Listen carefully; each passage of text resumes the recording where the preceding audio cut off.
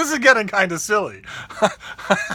I can't film one single video telling you about the free books I'm getting in the mail because of all the free books I'm getting in the mail. This is the epitome of a first world problem. Okay, we're going to try and do these next few packages without the mail ringing again. So here we go. We're done. We did 2 novels. One called 7 Letters and one called City of Windows. Now we'll move on to this next one. I hope for no more interruptions. All right, so this comes out in July. This is good. None of these are May 7th. That's great. Oh, boy. Okay, this is from Harvard University Press. And this is by Benjamin Cohen, and it is an appeal to the ladies of Hyderabad. A scandal in the Raj. In April of 1892, a damning pamphlet circulated in the South Indian city of Hyderabad, the capital and largest of wealthy princely state of the British Raj. An anonymous writer charged Mehdi Hassan, an aspiring Muslim lawyer from the north, and Ellen Donnelly, his Indian-born British wife, with gross sexual misconduct and deception.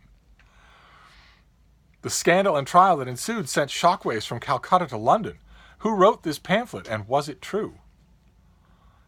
In a skillful reading of the evidence, Benjamin Cohen ventures an answer in this book. Oh my. So this is based on private letters, courtroom transcripts, secret government reports, and scathing newspaper accounts. And maybe the first time that anyone has bothered to consult all of that together to write one book on the subject of a scandal that I don't know. I don't think I know this at all. I don't think I know this story. Okay. All right. An appeal to the ladies of Hyderabad has a blurb. Quote, a charming, captivating book. Cohen has a marvelous feel for the doomed couple at the heart of a now-forgotten scandal. The princely state of Hyderabad comes vividly to life within the world of British India.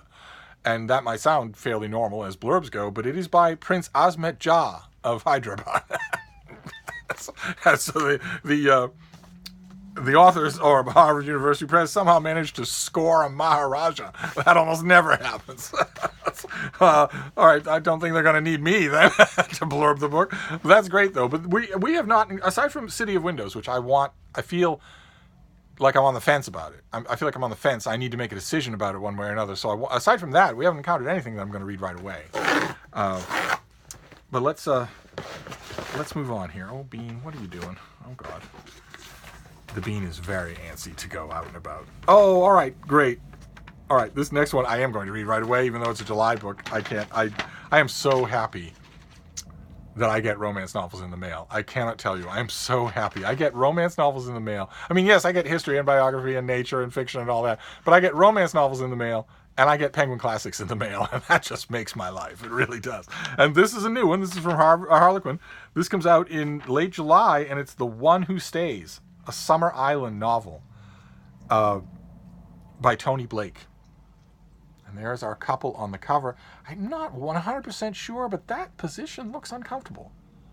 Where in that octopoidal mess, where do his legs start and hers stop? Where is she actually sitting? I don't know. I think there's one extra leg in that picture, which would be a plot all by itself. But what have we got here? Summer Island has always been home to Meg Sloan. She runs the Summerbrook Inn like her grandmother did, and she loves the laid-back pace of life and the close-knit community the island offers. I sense a smoldering outsider on the horizon. Meg also loves Zach Shepard, but what she doesn't love is Zach's refusal to commit to an exclusive relationship. Zach's a playa. Seth Darden arrives on Summer Island in search of summer work. He's not going to fall for Zach, though. These books never take that route. It's a shame. But also in search of something else, his past. There are secrets buried at the Summerbrook Inn, secrets that forged the path of Seth's life. But he wasn't counting on falling for the lovely innkeeper, Meg.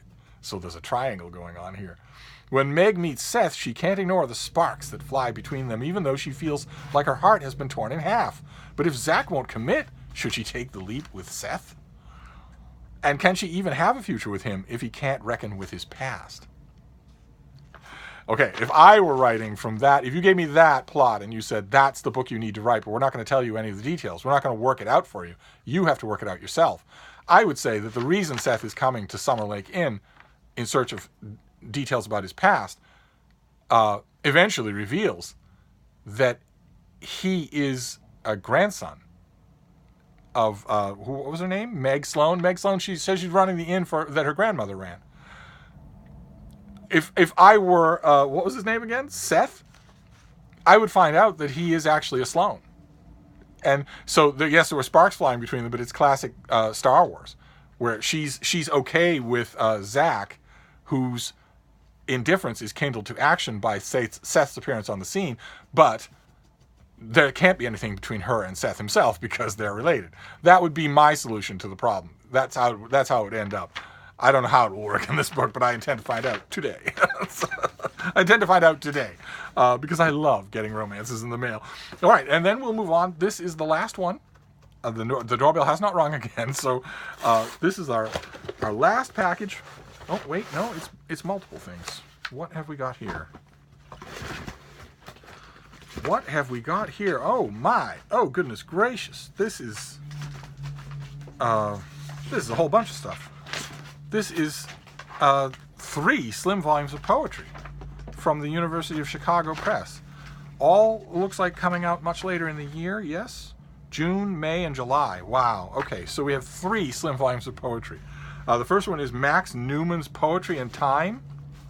Or no, these are by, the poems are by Max Newman and Joachim Sartorius. Poetry and Time. That's the first one. And that one comes out in July. Then J.M.G. Leclercio. This is To the Icebergs. And this comes out in May. And then An Infusion of Violets by Nancy Naomi Carlson, which comes out in June. So the May and the June ones are kind of on the horizon for me, but the other one can wait a while. Wow, 3 slim volumes of poetry. Only 1 pub sheet between them. That's kind of problematic, especially since they're not in the same month.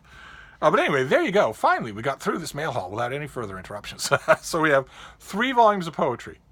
3 upcoming volumes of poetry. Then we have An Appeal to the Ladies of Hyderabad. One particular localized Indian scandal of the 19th century, but it seems like, from the surface anyway, reported in greater detail than ever before. So that, depending on the author's ability, that could be lots of fun. Then 7 Letters, an Irish love story. City of Windows, about a super talented sniper who's killing very targeted people on the streets of New York in the middle of a crippling snowstorm. Shots that just don't seem possible. And lastly, The One Who Stays by Tony Blake. A contemporary romance, but if Harlequin is going to send me contemporary romances, they're not my number 1 sweet tooth. I love historicals, but if they're going to send me contemporary romances, I'm going to read them, absolutely. So that's it. That's all. Now that I'm done being interrupted, I'm going to go for a stroll with my little Hanoverian warrior princess and see how many people she can scream at in the course of an hour. But I will be back. Thank you, BookTube.